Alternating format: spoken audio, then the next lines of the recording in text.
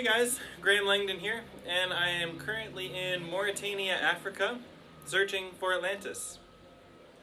For those of you who don't know me and don't know my backstory, I began researching ancient civilizations about 15 to 18 years ago when I randomly picked up the book Underworld by Graham Hancock. My mind was blown at 18. Every civilization on Earth pretty much has a flood myth of some way, shape, or form, and some of them are really similar to each other. And you have to imagine that they come from a shared ancestral myth. But yeah, so my mind was blown at 18, researching these ancient myths and these ancient civilizations, and just becoming aware for the first time how much we don't know about our ancient past, how much question and mystery really surrounds everything that happened before Mesopotamia. So that brings us to Mauritania, because we still have never found Atlantis, and millions of people have seen now the Bright Insight video where Jimmy popularizes a theory that originally was presented in a documentary on the Gaia channel for the Richat Structure being Atlantis. And the more research and investigation you do into this theory, the more it starts to look like the Richat Structure might actually be Atlantis, as crazy as that sounds. And trust me, I would not be risking my personal safety, my health, and my well-being coming to Mauritania if I was not compelled by the theory. If a flood the size of, essentially the entire country of Mauritania washed over the Richat Structure, there would not be much left above ground. I mean, we're hoping to find some carved blocks or something, but that amount of water and that amount of impact, there would just be nothing left, folks. So that's why I'm here. That's why I'm risking every hepatitis known to man: yellow fever, typhoid, cholera, measles, mumps, rubella, malaria, muggings, robberies. I don't think that's going to happen. Certainly all travel to the country is ill-advised. If you go by the State Department or WikiTravel, they say basically no one should travel here under any reason. If you do, no one should leave Nouakchott for any reason, especially not to the east, which is exactly where we're going. Okay, so let's go. You'll have to forgive me, guys. I'm not a YouTuber. If I'm not great at editing or cinematography, I apologize. I'm making this video just because I want to add my voice to the chorus of voices around the mysteries surrounding our ancient past, and in particular my thoughts on the Richat. Okay, so let's dive into it. In Cretaeus, Plato says, "The country immediately about and surrounding the city was a level plain. This part of the island looked towards the south and was sheltered from the north. The size of a lot was a square of 10 stadia each way, and the total number of all the lots was 60,000. So approaching the Richat Structure from Nouakchott, this is exactly what you encounter, is just this flat level plain for literally hundreds of kilometers. Now, Plato said that there were 60,000 lots on this plain, and each lot was 10 stadia in length. So this was a massive flat plain. And again, approaching the Richat from the south, from Nouakchott, you have hundreds of kilometers of this flat plain.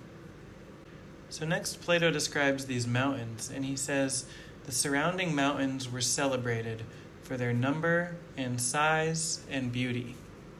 And as we get about 100 kilometers outside the Richat, look what kind of terrain we get into. It goes from flat plain to these massive mountains just rising up from the plain. And honestly, it is stunning and beautiful and amazing. It feels like you're driving through the Grand Canyon. You're just driving through flat plain for hundreds of kilometers, and all of a sudden you're driving through the Grand Canyon and up into the Grand Canyon. I mean, that's what it feels like. So it seems like the Richat Structure is just coming into view. Is that the Richat ahead? Wild camels hanging out in the center of the Richat.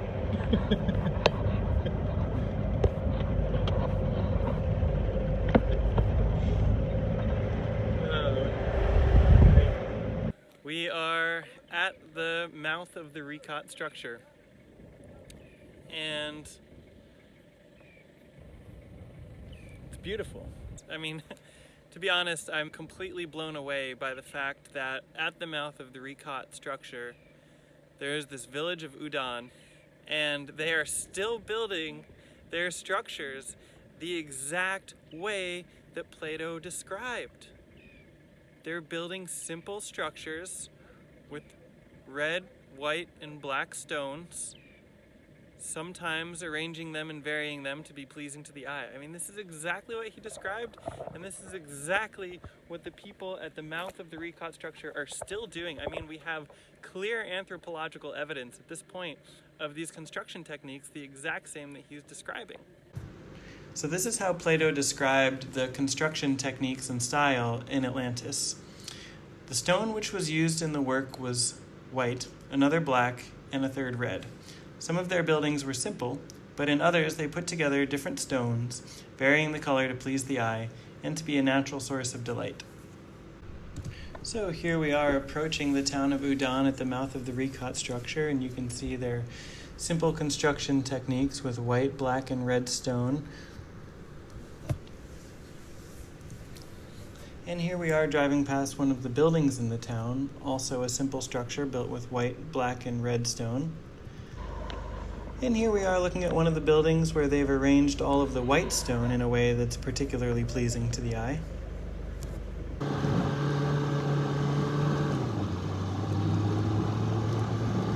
I'm here at the center of the Richat Structure, and if you believe that this is Atlantis, then this would be where the temple to Poseidon was constructed. And what's really cool is you can see behind me one of the simple structures that they've built out of red, black, and white stone. There's actually a few of these structures around here. So guys, I think this definitely is one argument in favor of the Richat being Atlantis. We have a perfect cultural analog where they're still building today the exact types of structures that Plato described. It's pretty exciting to think that if the Temple of Poseidon was here in the center of the Richat Structure, that the gold spires and the silver walls and foundations might be laying somewhere here under the sand, possibly right underneath my feet. It'd be really exciting for someone to do some professional excavations out here, get some earth moving equipment out here, and do some excavations. This place is just absolutely massive. So even though the center island is more of a basin than a plain, Plato does say that the stone which was used in the work was quarried from the center island, and he also references a mountain that is not very high in the center island. And one thing I want to mention about the center of the Richat is that the center is actually a crater. It's not as though the center island is completely one level plain. The center island is a crater. And there's a ring that goes around, and there's some mountains. Maybe you can see them in the distance rising behind my head. There's mountains, piles of rubble essentially, and then there's just this crater in the center. What we're looking at here is the opening to the south. If the Richat Structure is Atlantis, as Plato described, it opened to the sea to the south, and this would be exactly what we're looking at. I'm on one ring, the outermost ring. I'm standing on top of it now, and I'm looking across at what would have been, I guess, the entry port. Look at this. I'm going to turn the view around and you can just see where the ring continues on and then bends away far into the horizon. Wow, it's incredible.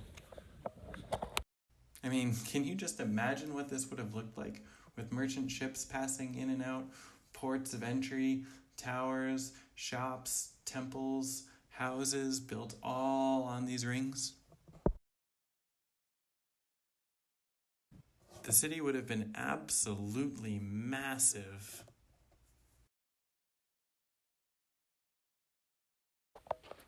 So I'm walking along one of the outer rings, and what is amazing to me is how level these rings are.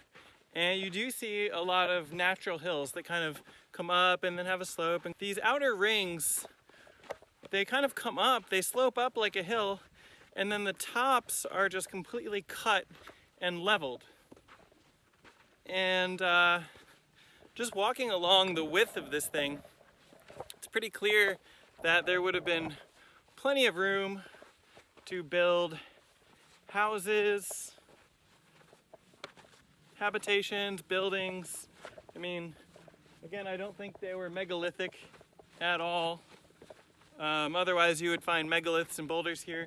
But I do think that if these are the ruins of Atlantis, this could very well be what sparked the genesis of megalithic culture. I mean, it's just eerie how level it is, to be honest.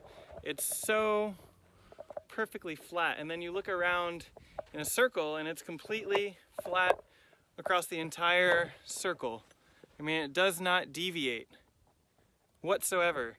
And even where you see it start to slope up, and it's cut off and then flat, then slopes back down.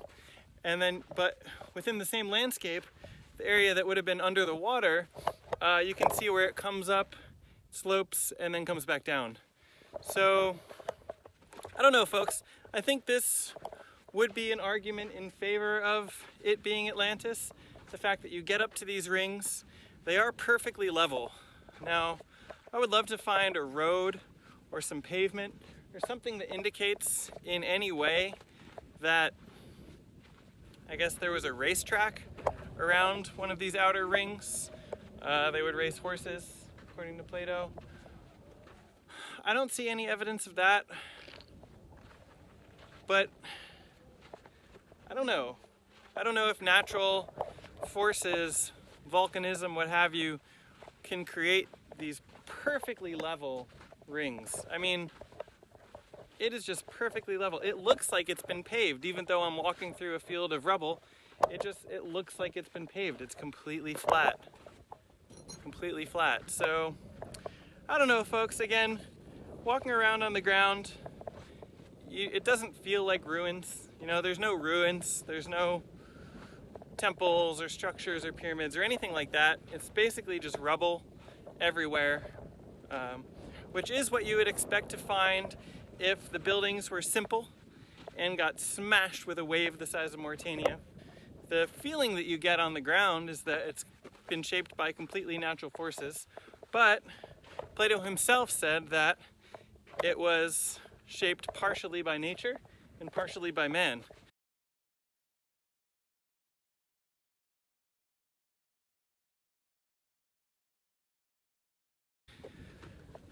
No one ever said that Atlantis was completely man-made. Plato said that humans reshaped a natural structure. Essentially is what he said. So, I don't know, folks. Look, I'm going to turn the camera around. Look at how flat and level these rings are. I'm just going to do a 360 here, and you can see for yourself. I mean, it's like standing on level ground. So, do you believe that the volcanism and the natural forces at work here could have sufficiently leveled not only one ring, but two rings, and made them completely level without so much? I mean, it's eerie. You look around at the horizon, and it's just all completely level. So, we have been exploring the Richat all day. One thing I can say is that I saw absolutely no signs of civilization, no megaliths, nothing, which is what you would expect. I mean, if a flood the size of Mauritania washed over the Richat Structure 10,000 years ago, there would be nothing left. Plato didn't describe a megalithic city. He described a city of simple construction. It's possible that this was Atlantis. I certainly think it's possible. If it was, there's absolutely nothing left of it whatsoever. It would have been an incredible sight to see during its habitable period. So, you know, it could be that Atlantis was destroyed in a single day, and because of that, they decided to start building with megaliths. I mean, that could be the onset, the genesis of megalithic architecture right there. Could have been the destruction of Atlantis. They built this incredible bustling city, this metropolis, the first metropolis ever, or at least one of them, right? We can't discount Gunung Padang. We can't discount Göbekli Tepe, which was contemporary at the same time period over in Turkey. Not too far from here, but definitely across the continent. But perhaps that's why they shifted to megalithic architecture. Maybe they didn't want a flood to destroy their entire city again, so they decided to build with larger stones. I mean, it makes so much sense, doesn't it? Sorry, there's a lot of flies here. There's an infection, a parasitic infection called leishmaniasis, which you definitely do not want to get. If you get bit by a sandfly, they can infect you with a parasite, and that parasite basically becomes a flesh-eating disease, and then you can never get rid of it. Check out this beautiful sunset. Hold on. That is just something. Oh, look at that. I don't know, guys. We're going to need more work to figure this out. I don't think that me visiting the site for a couple of days is going to get to the bottom of this any more so than, you know, anyone already has. But if you want to see the ruins of Atlantis, come to the Richat Structure, come to Mauritania, because even if it isn't, the real thing would probably look pretty goddamn close, to be honest. Yeah, it's gotta be it. Alright guys, it's day 2 in the Richat Structure. We camped in the Richat last night with some nomads, some desert nomads who were friendly. We made some tea, we had some food. Hopefully we're gonna get to some interesting features today. We're just gonna keep looking, folks. We're gonna keep looking for signs of civilization, signs for habitation, any sort of ancient roads, canals. I'm not holding my breath that we're gonna find any megaliths, but if we could find any evidence of ancient roads, ancient canals, things like that, then we can lend further weight to the Atlantis theory. So, keep you posted throughout the day and see what we find. Here's another piece of evidence we found, guys. Plato said that once Atlantis sunk, the entire surrounding region became an impassable mud flat. And what do we have right between the rings of the Richat but mud? I'm gonna turn it around and show you.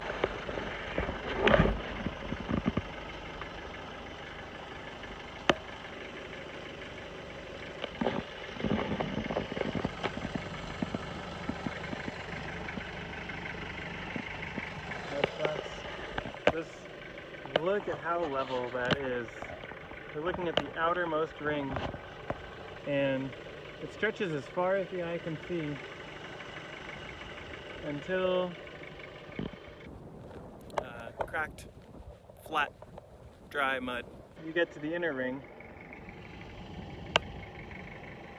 Just look at how far that is. I mean, it's so far away, the outermost ring, that it looks purple, and you can see that it's completely level off in the distance. So, think of it what you will. Thermometer reads about 120 degrees, maybe 115. Here we see some large rocks. Again, folks, this is not bedrock.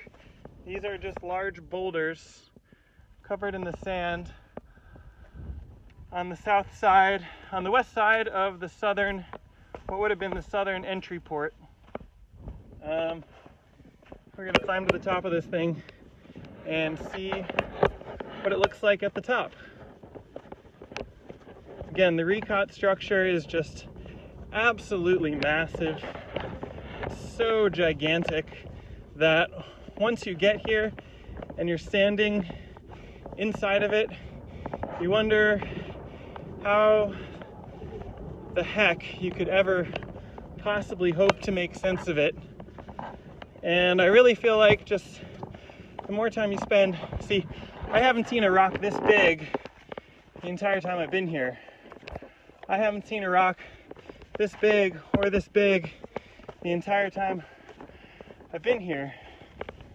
This is an incredibly large rock as far as the Richat structure is concerned. There's just no rocks of that size. Now we're getting into some bedrock here. You can see where it's been sheared away.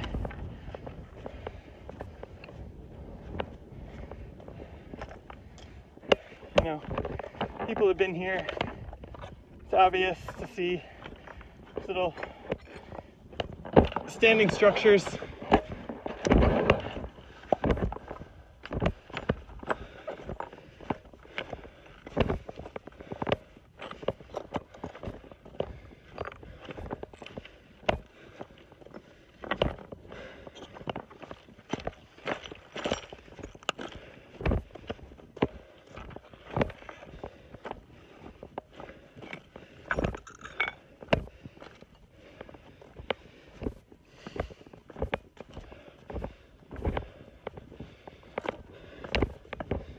Just look at that. It's loose. It's not part of the bedrock. This is loose. Loose. So there's some very large, loose stones. Again, this would have been the port of entry for the Richat.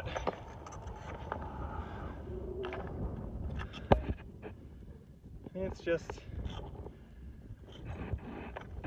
absolutely massive, and you can see there where it levels out. Look how level that is. So, you know, I've been taken to someone who collects artifacts from within and around the Richat, and look at this beautiful polished granite. It almost looks like something you'd find in Egypt. I'm a little bit shocked to find it here. Perfectly polished and smooth. Here we have a small jar. A lot of axe heads, adzes. You can just see what a wealth of artifacts. And this is just one person. I'm told there are several artifact dealers in and around the Richat. You see stone spheres. These are all real artifacts, folks, but we have no idea what time period they date to. They're clearly Neolithic, I would say.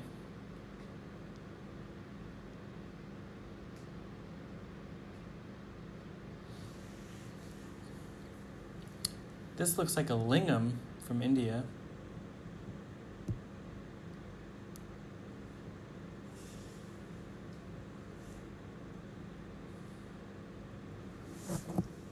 And again, you have stone spheres, more stone spheres.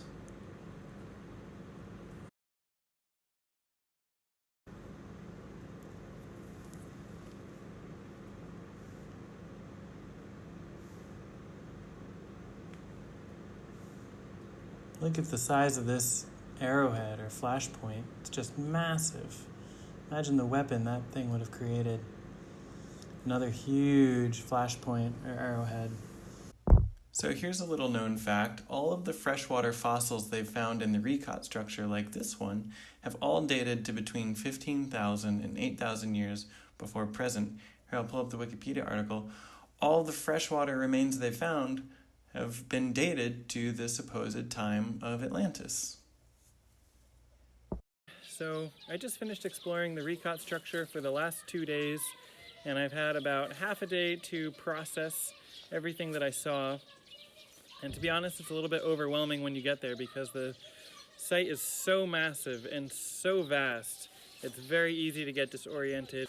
Anyway, what everyone wants to know, the big question, was this Atlantis? And after exploring it for 2 days and really taking it all in, no one can say for sure whether it is or isn't. It would take a decade of excavation to be able to settle it one way or the other, and that's not going to happen anytime soon. No one can go to the Richat Structure and observe it for a couple of days and tell you whether or not it is Atlantis. What I will say is this. I'm inclined to believe still that it is, and here's why. A, there's nothing left. Do not go to the Richat Structure expecting to find ruins of a city or ruins of any sort. Everything, if there was anything there at any time, it is all just completely gone.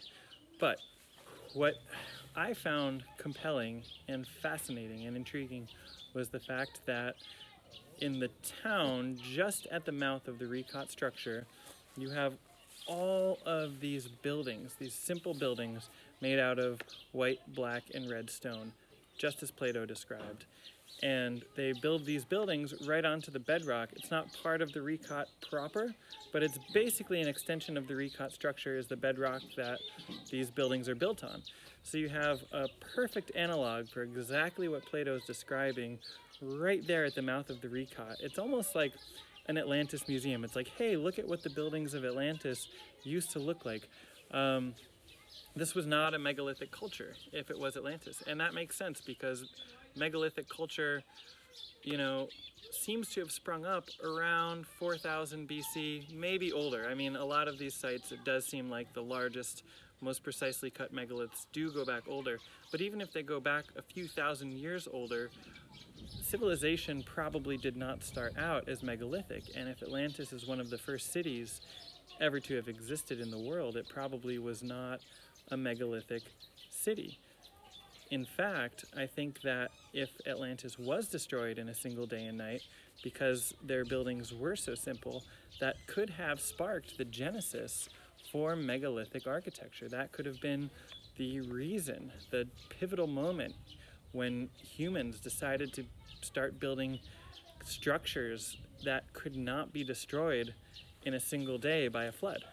So if you look at the structures and the buildings around in Ouadane and you imagine what they would have looked like after getting smashed with a wave the size of Mauritania, folks, nothing would be left. All the rubble was spread out on the cliff sides. That's exactly what it would look like, and that's exactly what you see.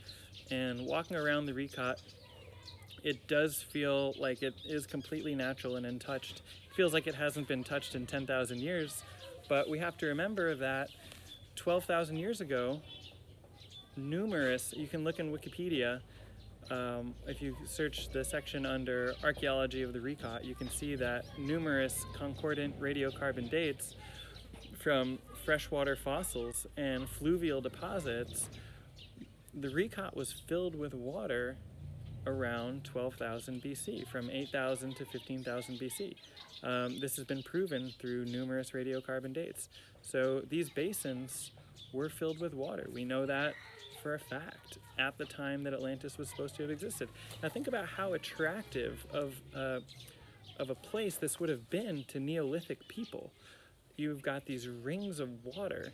They probably had fish in them. They probably had food in them. If you look at the mineralogy of the region, they have crystals. They have all sorts of minerals, precious metals. I mean, this would have been the best place to build a city in the Neolithic era. You would have access to such abundant food, metals, minerals, everything. So would it have been an ideal place to build a city? Yes. If you look at the town of Ouadane, it's already an incredibly ancient city. It's a UNESCO World Heritage Site. So that is interesting too, because there's already this ancient city at the mouth of the Richat using the building techniques that Plato describes exactly. I mean, spot on match. What else? If you look in the basins, you do see cracks of mud, and it's very easy to imagine a time when these were just impassable mudflats. But then if you look at the surrounding region as well, of the Sahara essentially, and if you think of a flood the size of Mauritania washing over it, that's exactly what you would have, would be these impossible mudflats. So also, the entire region of Mauritania south of the Richat and south of Attar and Ouadane and is just one flat plain. The entire time you're driving to Attar and to Ouadane, you're just driving over a flat plain. And then once you get close to the Richat, there's these massive mountains that just rise out of the plains, and it looks like the Grand Canyon, and it is amazing, and it's stunning, and it's beautiful. So listen, no one can say for sure whether or not the Richat is Atlantis, and until we find some artifacts, until an excavation occurs, there's just no way to say for certain one way or another. There is no sign of civilization there whatsoever. But if they had these simple buildings like Plato described that got smashed with a massive wave, the likes of which we can't even comprehend, there would be nothing left. If you look at the tops of the Richat, they are completely flat and level. It would be an ideal place to build any sort of house, temple, structure, because it's flat. I mean, the first thing you do when you're building a house on a home site is to level it, right? The first thing that any construction engineer will do when they're building a structure is to create a level surface upon which to build. And when you get up onto the rings of the Richat, that's exactly what you find. Was it formed naturally? Was it formed by humans? It doesn't matter. It would still be an ideal place to build any structure because it's level. Whether or not it was leveled by natural processes or by humans, either way, it's ideal for building. So if you were a Neolithic people and you had happened upon the Richat, it's filled with water, it's flowing with minerals and abundant natural resources, there's food, there's fish. I mean, this would have been the most ideal place to build your city if you lived in the region. They find artifacts all over the place. I've seen numerous people selling arrowheads that they've found, stone spheres that they've found. So I think we're just going to need a lot more eyes on this. I think, my adventures with the Richat are only just beginning. I want as many eyes on this as possible because I was pretty excited about it going into it. And then my excitement started to wane as you walk around and you realize there's no megaliths, there's no evidence of ancient civilization, but then you realize that Plato never described a megalithic city there. He described a city of simple buildings, and simple buildings would not have survived in any way, shape, or form, but I will tell you that filled with water, with these perfectly level surfaces, this would have been the perfect place to build your ancient city. So I'm heading home right now. My mind is still kind of blown. Honestly, I'm gonna be going back. I think that we need to get lots of eyes on this. We need to go out there with geologists. We need to figure out if there is any evidence of civilization.